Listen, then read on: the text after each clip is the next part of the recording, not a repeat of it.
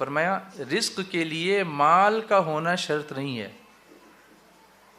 لیس شرطا ان یکون الرزق مالا قد یکون الرزق خلقا او جمالا. فرمایا رزق کے لیے مال کا ہونا شرط نہیں ہے، یہ بھی تو ہو سکتا ہے کہ کسی کو رزق کی صورت میں اچھا اخلاق دے دیا گیا ہو، یا کسی کو رزق کی صورت میں حسن و جمال دے دیا گیا ہو. یہ بھی ایک طریقہ ہے. نوازنے کے کئی طریقے ہوتے ہیں. تو آپ صرف مال کو رزق سمجھتے ہو، آپ کو اچھا بنائے یہ بھی رزق ہی ہے، رزق کا ایک طریقہ ہے. آپ کو اچھے اخلاق دیے یہ بھی رزق کا ایک طریقہ ہے. تو اللہ کا شکر کرو، کہیں نہ کہیں کچھ تو کوالٹی آپ کو اللہ نے دی ہوگی. ایک دم بیکار تھوڑی آپ کو بنا کے بھیجا ہے، ایک دم بیکار نہیں بنا کے بھیجا. ایک بچے کا اس دن مجھے رات کو بہت لیٹ میسج آیا، کہاں سے؟ آندھرا پردیش سے، تلنگانہ سے. کہتا ہے کہ بچپن سے آپ کی نعتیں سنتا ہوں، بہت انسپائرڈ ہوں آپ سے، لیکن آج کل بہت ڈپریشن ہو گیا ہے مجھ کو، اور میں نے بہت کچھ علاج کرایا لیکن میرا ذہن جو ہے وہ ڈپریشن سے نکلتا ہی نہیں ہے. میں نے کہا تمہارا پرابلم کیا ہے؟ تو اس نے کہا اس کا پرابلم یہ ہے کہ اس کا ایک ہاتھ ایسا ہے جو فولڈ نہیں ہوتا. ایسا ہے اس کا ہاتھ، وہ فولڈ نہیں ہوتا. تو جب وہ نماز کے لیے ہاتھ اٹھاتا ہے اللہ اکبر کہہ کے، تو وہ ہاتھ ایسا جاتا ہے اوپر ایسے. جب وہ ہاتھ کو باندھنے کی کوشش کرتا ہے تو ایک ہاتھ پورا ایسے چلا جاتا ہے. جب وہ سجدے میں جاتا ہے تو پورا ہاتھ اس کا جو ایسا نہیں ہوتا بلکہ وہ ایسا رہتا ہے، اور کہیں بھی وہ فولڈ نہیں کر سکتا. اس وجہ سے اس نے کہا کہ میرے دوست، میرے ساتھی کسی فلم کے حوالے سے اس کو چڑھاتے ہیں کہ کسی فلم میں ایسا کوئی کیریکٹر تھا اور اس کی وجہ سے لوگ میرا مذاق اڑاتے ہیں اور میں ڈپریس ہو جاتا ہوں. اب میں کیا کروں؟ تو میں مسکرایا. تو کہنے لگا آپ، میری جان جا رہی ہے اور آپ مسکرا رہے ہیں. تو میں نے کہا اس لیے مسکرا رہا ہوں کہ تمہاری سوچ غلط ہے، تمہاری سوچ غلط ہے. اور ایک بات یاد رکھو کہ زندگی بدلنے کے لیے سوچ کا بدلنا بہت ضروری ہے. سوچ کا بدلنا بہت ضروری ہے. اس نے کہا وہ کیسے؟ میں نے کہا تمہارا دوسرا ہاتھ کیسا ہے؟ تو بولا بہت اچھا ہے. میں نے کہا تمہاری آنکھ، اندھے تو نہیں ہو؟ بولا نہیں. بہرے تو نہیں ہو؟ تو کہا نہیں. گونگے تو نہیں ہو؟ کہا نہیں. چل سکتے ہو؟ کہا ہاں. سوچ پر تو کوئی پرابلم نہیں ہے؟ لکھ سکتے ہو، پڑھ سکتے ہو؟ کہا ہاں. میں نے کہا کھانا وغیرہ سب کھا سکتے ہو اچھے سے؟ کہا ہاں. کوئی دوسری بیماری؟ بولا بالکل نہیں. میں نے کہا اتنا سب اللہ نے دیا، اس پر شکر کرنے کی بجائے ایک جو ڈیفیکٹیو چیز ہے اسی کو لے کے اللہ کی ناشکری کرتے بیٹھے کو تو سکون کہاں سے ملے گا؟ سکون تو شکر کرنے والے کو ملتا ہے.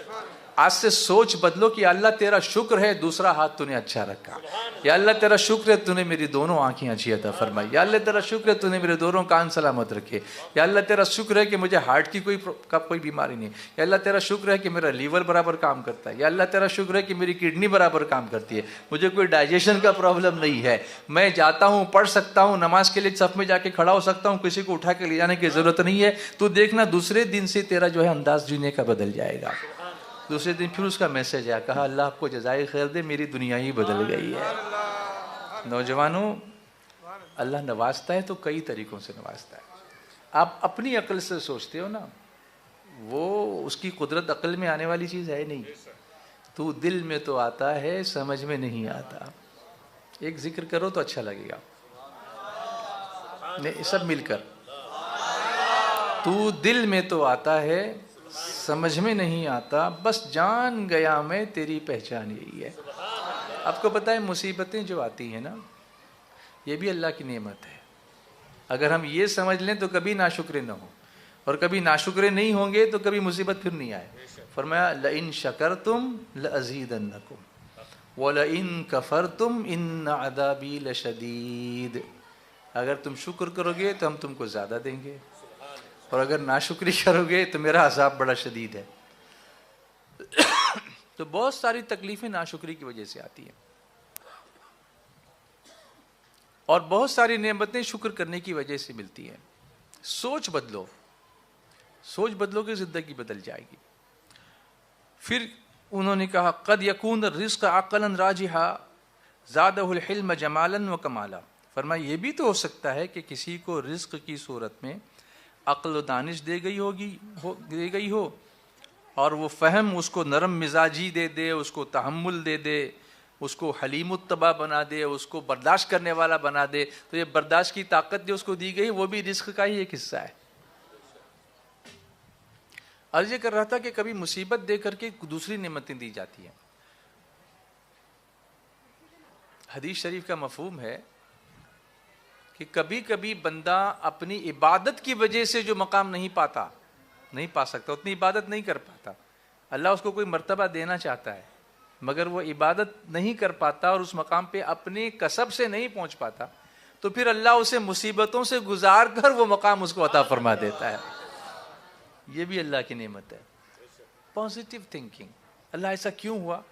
اچھا ہی ہوا کہ تجھے بڑے مرتبے دینے تھے نا، اس لیے تجھ کو گزارا اس میں سے۔ مٹا دے اپنی ہستی کو اگر کچھ مرتبہ چاہے، کہ دانہ خاک میں مل کر گلے گلزار ہوتا ہے۔ بشر راز دلی کہہ کر ذلیل و خوار ہوتا ہے، نکل جاتی ہے جب خوشبو تو گل بیکار ہوتا ہے، نکل جاتی ہے جب خوشبو تو گل بیکار ہوتا ہے۔ مٹا دے اپنی ہستی کو اگر کچھ مرتبہ چاہے، کہ دانہ خاک میں مل کر گلے گلزار ہوتا ہے۔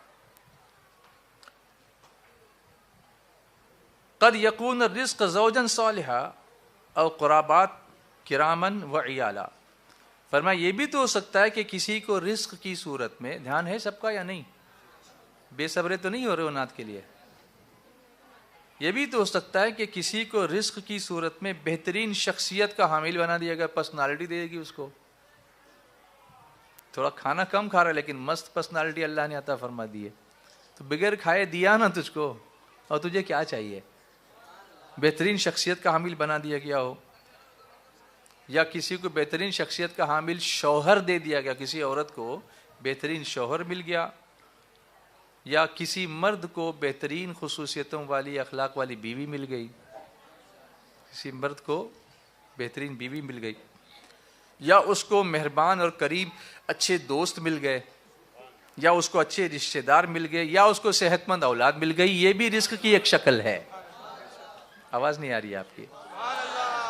کہ وکرولی میں میرا تجربہ بہت پرانا ہے اور اچھا تجربہ ہے، اس کو آپ ڈیمیج مت کیجیے گا، پورا ساتھ دیجیے گا، محبت سے بولیے ذرا۔ ماشاءاللہ پیچھے والے ہمارے بزرگان دین بہت ہاتھ اٹھا کر بول رہے ہیں، میں ان کی قدر کرتا ہوں کہ وہ مجھے حوصلہ اتنی دور سے دے رہے ہیں۔ اللہ جتنے دور بیٹھے ہیں ان کو بھی، جو نزدیک بیٹھے ہیں ان کے بھی فاصلے مٹا کر ہم سب کو مدینے سے قریب کر دے۔ اچھا لگ رہا ہے۔ سنی دعوت اسلامی کا سالانہ اجتماع ہونے والا ہے، اس کی تاریخیں آپ کو معلوم ہوں گی۔ کتنی تاریخ ہے؟ 16، 17 اور 18 دسمبر۔ کہاں ہونے والا ہے؟ آزاد میدان، جس کو ہم کیا کہتے ہیں؟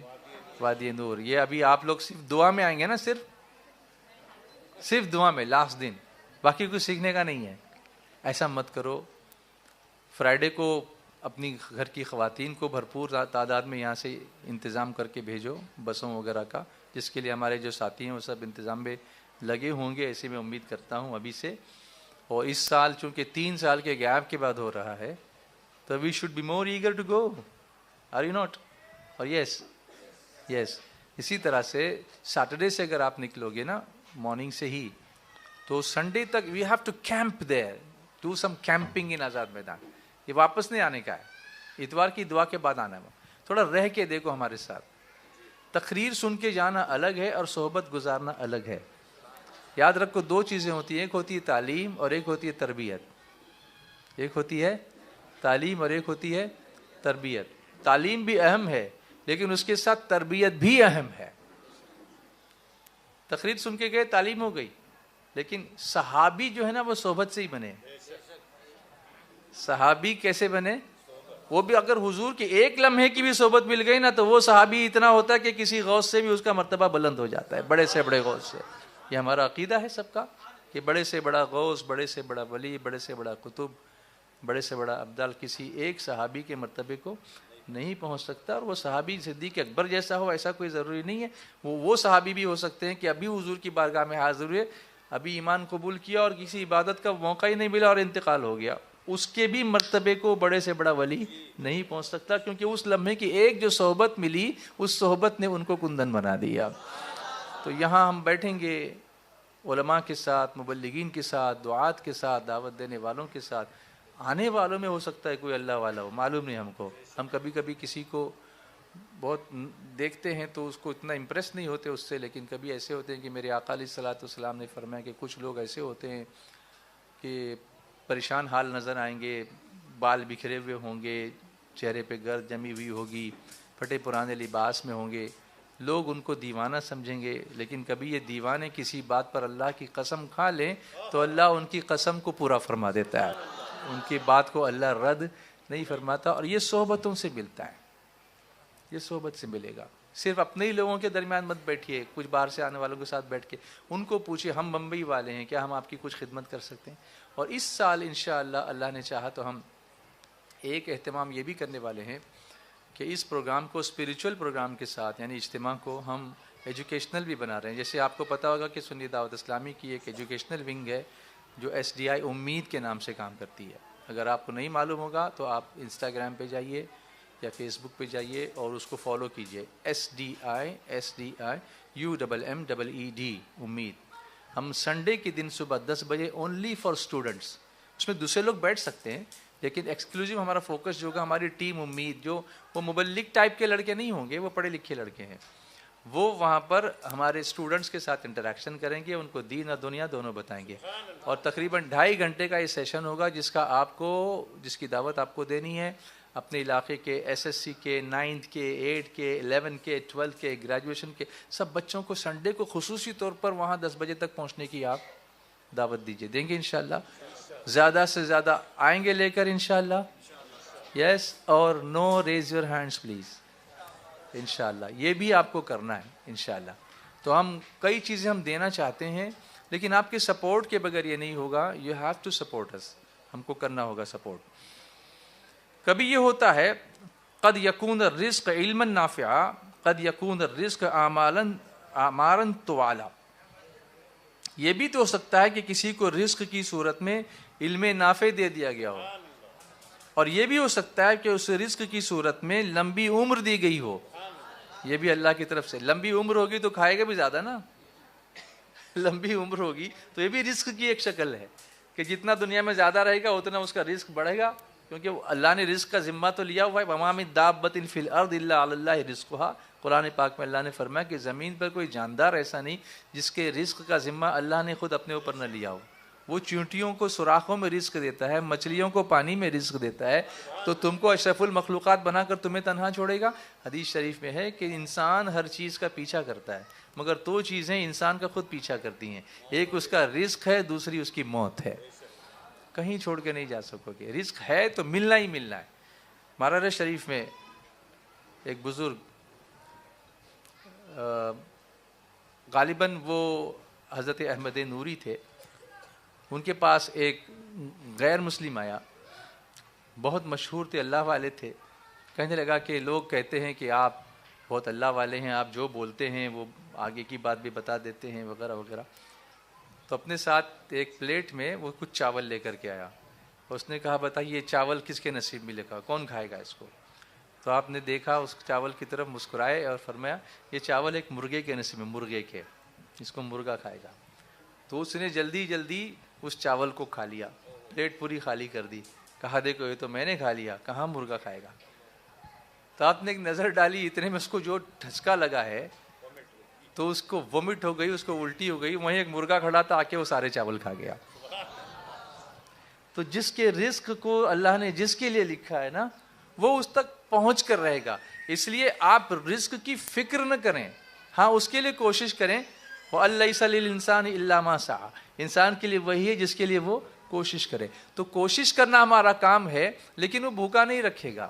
اور اس میں بھی استغفار کی بڑی فضیلت ہے اور اللہ پر توکل کرنے کی بڑی فضیلت ہے کہ ارشاد فرمایا کہ تم اگر اللہ پر بھروسہ کرو تو تم کو ایسی جگہ سے وہ رزق دے گا جہاں سے تم گمان بھی نہیں کر سکتے، اور اس طرح تمہارا پیٹ بھرے گا جیسے ان پرندوں کا پیٹ بھرتا ہے کہ جب وہ صبح اپنے گھونسلے سے نکلتے ہیں تو ان کے پیٹ خالی ہوتے ہیں، لیکن جب وہ اپنے گھونسلے میں شام کو واپس آتے ہیں تو ان کے پپوٹے بھرے ہوئے ہوتے ہیں. تو جب وہ پرندوں کو رزق دیتا ہے، اور کیسے دیتا ہے آپ نے دیکھا ہوگا، تو پھر انسان کو وہ رزق کیسے نہیں دے گا؟ یقیناً دے گا۔ فرمایا یہ بھی تو ہو سکتا ہے کہ کبھی کسی کو رزق کی صورت میں ذہنی سکون دے دیا گیا ہو۔ بہت سارے بہت کماتے ہیں لیکن پھر ٹینشن کی دوا لیتے بیٹھتے ہیں، ڈپریشن کی دوا، نیند نہیں آتی ان کو بغیر گولی لیے ہوئے۔ ایسے لوگوں کو آپ نے دیکھا ہوگا یا سنا ہوگا، کم سے کم کروڑ پتی ہیں لیکن اس کے باوجود بھی سکون نہیں ہے۔ اور ایک بیچارہ غریب ہے، پتھر سر کے نیچے لے لیتا ہے اور سو جاتا ہے، ذہنی سکون دے دیا گیا، ادھر کم کر دیا گیا، ادھر زیادہ دے دیا گیا اس کو، ادھر کم کر دیا گیا، ادھر زیادہ دیا گیا۔ تو یہ سکون خرید کے نہیں ملتا بلکہ اللہ کے دیے سے ملتا ہے، اللہ کے دینے سے، اللہ کی عطا سے ملتا ہے۔ اور کبھی یہ بھی تو ہو سکتا ہے کہ کسی کو رزق کی صورت میں ایسی فطرت دی گئی ہو کہ وہ جہاں جاتا ہے وہ خیر ہی خیر بانٹتا پھرتا ہے، وہ کسی کو تکلیف دیتا ہی نہیں ہے۔ یہ بھی ایک رزق کی شکل ہے کہ اللہ نے اس کے جو کچھ تھوڑا وہ کھاتا ہے نا، وہ اتنا اچھا کھاتا ہے حلال کہ اس سے نیکیاں ہی ہوتی ہیں، اس سے گناہ نہیں ہوتے، بلکہ جس سے ملتا ہے اس کو نیکی کی دعوت دیا کرتا ہے۔ یہ بھی روزی کی ایک شکل ہے۔